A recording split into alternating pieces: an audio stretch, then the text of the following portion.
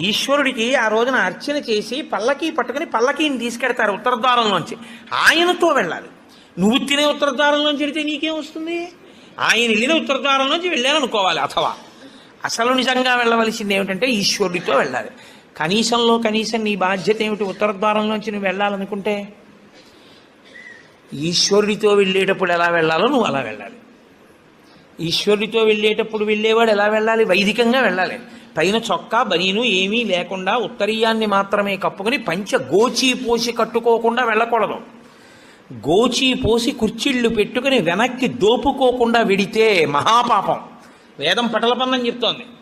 కాబట్టి కుర్చీళ్ళు పెట్టి గోచీ పోసి వెనక దోపి అన్నీ విప్పి ఉత్తరీయం వేసుకుని ఎవరి సంప్రదాయానుసారం వారు తిలకధారణ చెయ్యాలి. నీకు ద్వాదశనామములైతే ద్వాదశనామములు, నాకు విభూతి ధారణ ఎలా చెప్తే అలా నేను విభూతి ధారణ నేను చేసి